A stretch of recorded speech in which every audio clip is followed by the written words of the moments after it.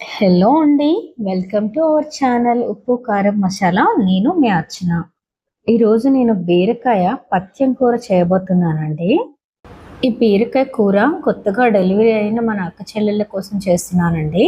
చాలా వరకు చాలా మందికి తెలుసు పత్యం అనేది ఎలా చేయాలి, ఏం తినొచ్చు, ఏం తినకూడదు అనేది. కొంతమందికి తెలియదండి. దీనివల్ల చాలా హెల్త్ ప్రాబ్లమ్స్ అనేవి తర్వాత ఫేస్ చేస్తున్నారు. కొంతమందికైనా యూజ్ అవుతుందేమో అనే ఉద్దేశంతోనే నేను చేస్తున్నానండి. ఈ కూర కోసం లేత బీరకాయలను తీసుకోవాలండి. పైన పొట్టంతా పీలర్తో పీల్ చేసేయాలండి. క్లీన్ చేసి పెట్టుకున్న బీరకాయలని ముక్కలుగా కట్ చేసే ముందు ఒకసారి ఎడ్జెస్ కట్ చేసి చేదుగా ఉన్నాయో లేదో చెక్ చేసుకోవాలండి. బీరకాయలు కూడా చేదుగా ఉంటాయన్నమాట. ఇలా చెక్ చేసుకోలేదు అంటే ఏ ఒక్క బీరకాయ చేదున్నా కూర మొత్తం చేదైపోతుందండి. ఈ కూరలోకి ఇంగ్రీడియంట్స్ అస్సలు ఎక్కువ అవసరం లేదనండి. సన్నగా కట్ చేసుకున్న బీరకాయలు, జీలకర్ర, వెల్లుల్లి రెబ్బలండి. ఒక 6 నుంచి 7 తీసుకోవచ్చు. వీటిని పొట్టు వలిచేసి చిన్న ముక్కలుగా అయినా కట్ చేసుకోవచ్చు అండి. దంచైనా తీసుకోవచ్చు. కారం కోసం 2 ఎండుమిర్చి తీసుకుంటున్నానండి. ఈ కూరలో మనం ఎలాంటి కారపొడులు కానీ స్పైసెస్ కానీ యూజ్ చేయకూడదండి. పచ్చిమిరపకాయలు కూడా యూజ్ చేయకూడదు. ప్రాసెస్లోకి వెళ్దామా?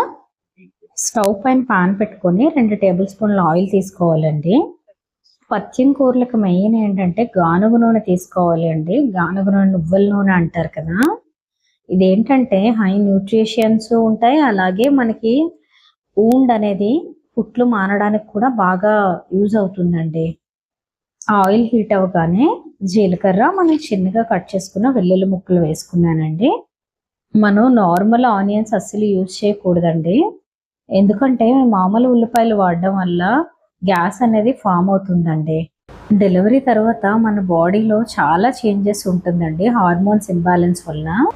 ఈ టైంలో మనం ఉల్లిపాయలు కానీ, ఆవాలు, అలాగే కరివేపాకు వీటిని ఏమి యూజ్ చేయకూడదండి. ఫస్ట్ 40 రోజులు అనేది చాలా ఇంపార్టెంట్ అసలు.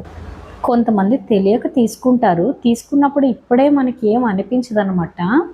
కానీ ఒక 4-5 నెలలు గడిచేసరికి అరకాళ్ళు మంటలు రావడం అలా అవుతుందండి. చూడండి, జీలకర్ర, వెల్లుల్లి వేగిపోయినాయి. ఇప్పుడు మిరపకాయలు వేసుకుందామండి. ఈ పోపు వేగగానే ఇందులో సన్నగా కట్ చేసుకున్న మనం బీరకాయ ముక్కలు వేసుకుందామండి. బీరకాయ ముక్కలు తొందరగా మగ్గడం కోసం కొంచెం సాల్ట్ వేసుకొని ఒకసారి కలుపుకొని మూత పెట్టుకోవాలండి.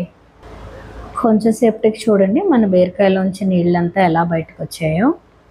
ఓన్లీ నీళ్ళతో మాత్రమే కూర అంతా ఎగిరిపోవాలండి. మనం బయట నుంచి ఇంకెలాంటి వాటర్ యాడ్ చేయకూడదు. డెలివరీస్ అనే కాదు, నార్మల్గా కూడా ఏ ఆపరేషన్స్ అయినా ఏమైనా సరే ఈ పత్యం కూర అన్నింటికి ఉపయోగపడుతుందండి. కానీ వండుకునే విధానమే కొంచెం బాగా ఉండాలన్నమాట. మరి స్పైసీగా ఈ టైంలో అస్సలు తినకూడదు. ఒకవేళ మీకు ఎవరికైనా అవసరమై ఈ వీడియో చూస్తున్నట్టయితే ఏమైనా ఏం తినొచ్చు, ఏం తినకూడదు, ఒకవేళ తినాల్సినవి ఎలా కుక్ చేసుకోవచ్చు, ఏమైనా డౌట్ ఉంటే కామెంట్ చేయండి. చూడండి, మన కూరలో నీళ్ళన్నీ ఎగిరిపోయినాయి.